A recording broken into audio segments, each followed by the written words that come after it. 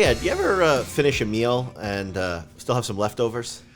Lately, yes, but when I was younger, you had to finish everything. The Clean Plate Club. That's right, Jack Armstrong's Clean Plate Club. Right, especially at my grandmother's house. You don't leave anything. What, you didn't like it? Well, that was probably not a good idea to have some leftovers, but sometimes leftovers aren't the worst thing in the world. For instance, a lot of people save for college for their children or grandchildren in 529 plans. Well, maybe those kids end up with a scholarship, or maybe there's just leftover money because the investments have been good. There may be some leftovers in the 529 plan account. And right. There's a new opportunity beginning this year in 2024 of what we might think about doing with those leftovers. Yes, now you can roll some of them over to a Roth IRA, a great provision, one of the best provisions of the good ones in Secure 2.0. There's a lot of good ones, actually, in Secure 2.0, and people are liking it so much that they don't understand it, because even the financial advisors, when this first came out, I remember advisors, oh, good, I have a client, they have like 200,000. We can just put that in a Roth. Whoa, hold on a minute. All right, so that's really the topic then of today's great retirement debate, Ed, is how big of a deal is this new provision of the ability to move money from a 529 plan to a Roth IRA? I wouldn't call it a big deal, a big change, but it's a mediocre deal depending on how much you have. You gave an example. Well, you have 200, or maybe I said you gave an example. Right. You go. Don't put words in my mouth. You were talking about food, but I was talking about money. I'm always talking about food, Ed. All right, let me get back to the money part. All right. Let's say you have a few $100,000 because all the reasons you said, you didn't spend it, the kid got a scholarship. Mm-hmm. And remember, many of these accounts were started by people that all believed their kid was the next Einstein, yes. right? I got to say, he's definitely going to college, he's going to do this, he's going to do that. Mm-hmm. And you don't know, when the kid is 17, 18, college age, if college is even right. Sure. It's more of an issue actually today with the cost of college. Yes. So you don't know, but you expensive. have to plan. I mean, you don't have to, but it's best if you plan. You obviously have more money, the more years you plan for it. So now they have. So what you're saying is you might start saving for a child's education when they're born, or in some cases even before, and with no real idea of whether they're going to actually need those dollars or not. But the idea is good because that's a big item, even today, the cost of college. But Sure. let's say once you know the answer and you're past that point and you say, you know what, I've got too much money in this account. Now, with this new provision, you could roll some of that over to a Roth IRA, but not all of it, or in most cases, not all of it. All right, so let's talk about just what the rules are, and then we'll get into whether it's a big deal or not. So by background, historically, money in a 529 plan, there was no real mechanism of what to do with the leftovers. Many times it was either just, do you want to take the money out, pay income tax and a 10% penalty on the earnings, or do you want to maybe move it into another beneficiary's account? And that's one of the unique things about 529 plans. Right, you could change. Unlike any other tax preferenced account, unlike an HSA, unlike an IRA, unlike a 401k, you could basically change who the money belongs to. You can shift it around eligible family members, and it's a pretty good flexibility. It's not just immediate family of, husband, wife, son, daughter, parent, but it actually extends out even as far as first cousins in terms of eligible family members that you can transfer these assets to. And you said husband and wife. Most people don't know that Mm-hmm. they could use it themselves and they go back to school. Absolutely. In fact, not relevant necessarily for today's discussion, but starting to see even more seniors put money into a 529 plan thinking like, hey, when I graduate, I either want to go back to school or I want to do some sort of vocational work and learn a new skill. And as long as a program is registered with the Department of Labor appropriately, you can actually use the money in the 529 plan for that. But all that being said, right, those have historically been your two choices. Either move it to somebody else who might want to use it, or take it out but pay a tax and a penalty on any earnings that you had that weren't used for educational dollars. Well, as part of Secure Act 2.0, this was the law passed in late December 29th of 2022. The law basically said that a limited amount of dollars, we'll get into this in a second, could be moved from an individual's 529 plan where they are the beneficiary to a Roth IRA where they are the owner. So just again, to clarify here, the like to like on the transfer here is the beneficiary of the 529 plan has to be like or the same as the owner of the Roth IRA. Right. So all the advisors liked the idea, and a lot of people did because the people had big balances that they didn't think they were going to use in the 529. So right away, tons of misinformation. I don't know if you saw that too, even from the advisors. Yes. Look, can I roll over 300,000? Whatever. No, no. This is for people that maybe were over by a little. There's a lifetime cap, and that's the key here, of only 35,000. So we're not talking about, a staggering amount, but it is a change. It's a major change, but it's not it's available to everybody, but it's not going to solve the big problem for giant accumulations. But so that's a $35,000 lifetime per beneficiary, right? Yeah, lifetime. Yep, lifetime. Right, per There's beneficiary. A separate rule, yeah, right, on annual. Right. No, it's not 35,000. No, I'm saying there's a separate annual. Right. But here's the thing. There are a bunch of conditions underneath. That's right, First of all, the account had to be open for 15 years. That's the 529 plan account. Right. Yep. And the first 5 years don't count, so you can't move those dollars. And so I like to think of it as there's two marinating periods. You got to let the account marinate for 15 years before it's ready, and you got to let the dollars inside the account marinate for at least 5. So a lot of times maybe your child is just coming up on the end of their college education and you still have a 529 plan open. And you're like, well, I've had this open for 15 years, but it's only got $100 left. I'll just put in money today no, you can't do that. Right, the money you the, put in today the 5 years. has to meet the 5 years. Yep. Right. And assuming you meet those hurdles, then, as Jeff just said, remember, it's going to that same child or beneficiary's Roth IRA, and it comes in sort of under the contribution to Roth IRA rules, which means you have to put money into a Roth, anybody, to contribute, not convert or roll over, although this is called a rollover. To contribute, you have to have compensation, W-2 or 1099, self-employment income, whatever. Generally earnings. Yeah, earnings, compensation, earnings, and the child may not have earnings. That would throw them out. So if they have, let's say they have the earnings, but they already did their own Roth, that would throw them out. Filled up, yep. Or if they maxed out. So this year for under 50 is 7,000. So let's say the child was excited, got his first job, and he immediately got good advice and put 7,000 in a Roth. Well, he doesn't qualify. He already filled the Roth bucket. So there are a lot of rules around this. There's one thing, I think you're probably hearing the same thing. The most common asked question is what? What happens if I change the beneficiary right, of and my there's account? no answer for that I know of right now. Now, by the time you see this, we may have an answer because we're waiting at this point. We're doing this program, but that is the most common question because people say, well, if I can't do it, can I change beneficiaries for the start of the 15-year clock? All right, Ed, we're here. We're recording this Yeah. for posterity. What's your guess? I don't think it matters. I don't think that's the spirit of the law. The 15 years is the 15 years. You don't have to restart the 15 years. That's my opinion. It hasn't been ruled on yet. I actually agree with you, so I guess we're not going to have a debate about that. But I think it's for a different reason. So maybe we will have a debate about it. I actually think it will be the 15 years, but the reason I think they're not going to go back and restart the clock is if you think about why Congress created this provision, it actually wasn't meant to help all the little rich boys and girls who have this extra money, right? It was meant we don't want to stop mom and dad from saving for their child's education because they're worried that they might need the money for their own retirement. And so if, now certainly mom and dad could, for instance, I'll use me as an example. Yeah. I have 3 kids. I could have a 529 plan. I could make me the owner and me the beneficiary. Right. And then when my kids reach college age, I could decide, do I want to use the money for them? And if I do, I could change the beneficiary of the plan, like we talked about, to my kids. That's one way of doing it. I didn't do that.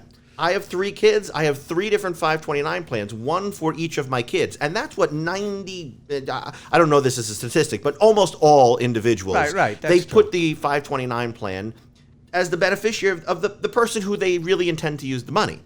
But let's say I needed the dollars back, right? Well, you wanted to. Right. Well, right. I decided I don't want to pay for the kid's education. Or again, they get a scholarship, they don't need the money. And I say, well, I put this for education, not for them, right? Not for their retirement. Right. If I had to wait 15 years after moving it back to me, what good does that do? That makes a good point. So I think that the IRS and their regulations will take that in consideration. Although I could see them putting in some sort of anti-abuse rule where once you change the beneficiary once, you get one bite at the apple exactly, or something. something like that. There's another rule I didn't go through, a little technical, but I talked about the ability to contribute to a Roth. You have to have the earnings, we said, but one of the things that may throw you out for contributing to a Roth, not conversion, but there are income limits on who can make a Roth IRA contribution. Now this is a regular Roth contribution. Regular Roth contribution. There are high limits, and most of the children we're talking about probably are not over that. But what's unique in this provision, even if they are over that income limit, they can still do this. Yeah, you have to have earnings, but you can't have too much. Right. It was weird. Right, but you can have too much. For a regular Roth. Right. Yeah, very strange. Very, very strange choice on the part of Congress, I thought. But nevertheless. All right, so those are the rules. Just to recap, right? If you want to use this, you can take money. It can go from one individual's 529 plan where they are the beneficiary to a Roth IRA where they are the owner. In order to make that move, the person has to have compensation, which is generally earnings. They can only do it if the account, the 529 plan account, has been open 15 years or more. If there have been dollars in the account for at least 5 years, the maximum they can move in any 1 year is the Roth IRA contribution for that year, less any IRA contributions they've already made separately, and over the course of their lifetime, the most that they can do is $35,000. I think that covers it, right? Right. I want to hit on one point there because some people thought originally, again, it came out, there was a lot of misinformation. They thought originally you could use the $35,000 at once. Now we have an easy example this year because the IRA contribution limit for under 50 happens to be $7,000. Easily divisible into 35. Right. Yes. So you could do $7,000 a year for the 5 years. That's how you use up the $35,000. But interesting, you get that for each beneficiary, so you can expand that $35,000, but in chunks of $7,000 a year maximum. Yep. Well, I shouldn't say that. $7,000 a year for this year. Correct. It's going to go up with the inflation increases. All right, so we've covered the rules. Now let's answer the real question of today's discussion, of today's debate, which is, how big of a deal is this? I don't think it's that big a deal, except for the right people that just want to clean out. Maybe they're just over it. They have a few dollars over. They don't think they're going to use it. What a great deal. And you made a good point. Maybe I'll put in my own Roth IRA and just clean house. So for those people, it's a nice convenience, you might say. But for people that are way overloaded in accumulations, $200,000-300,000, they'll get a little out. They'll chop it down. They'll trim down the balances a little, but if you have enough beneficiaries, look, you have 10 kids, you could chop it down, you could trim it down quite a bit. But most people with, a few beneficiaries. 10 kids, it trimmed down the kids. Yeah, right. Too many kids. Yeah. So I don't know. I would say it's an interesting provision, and it does help certain people, but not earth-shattering or game-changing. All right, so I have a little bit of a different flavor on this. Right. I know we recorded an episode, and people can go back and listen to it, after the Secure Act 2.0 was first passed, and we did kind of a wrap-up of some of the special episode. I think it was 2 parts, if I'm not mistaken, because there's so many darn provisions Only in Secure 90. Act 2.0. Yeah. And we talked about this, and I might have been bearish on this at the time in terms of the real value.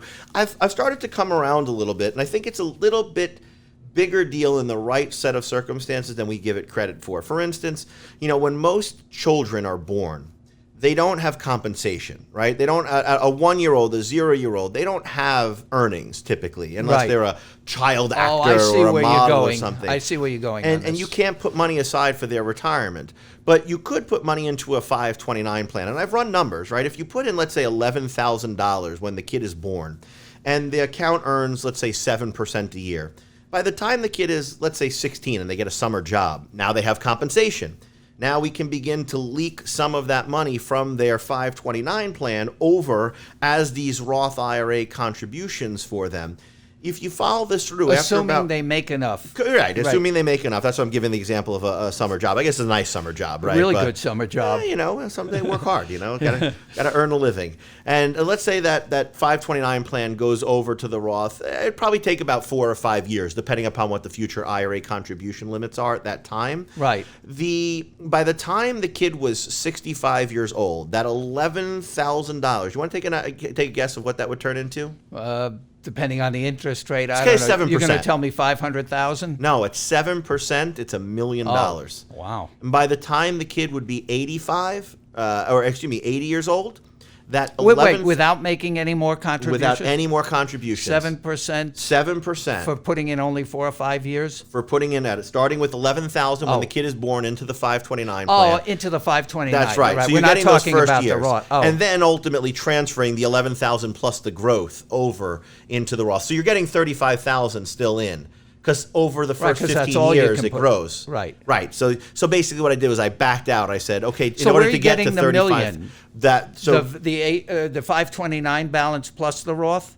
It's just the 11,000. So 11,000 over the course of, let's say, 16 to 20 years, right? It becomes 35 in the 529 plan. Right. That gets moved over at $7,000 or $8,000 a year increments, right, into the Roth IRA. But for a limited time. So we get the 35,000 into the Roth IRA. Right. That 35,000 becomes $1 million by the time when the kid's 65. What and age? When they're 80, it's $2.5 million. So what do we start, like around 20 or something? At 16, moving the money over. 16. Yeah. Okay, so yeah. But that is an incredible head start for a kid in life. I mean, it's much more. I mean, you understand the power of compounding better than most anyone out there. And you even on top of your head, you're like, I don't know, 500,000, twice that. I know. Right? Twice. Well, I didn't hear the rate.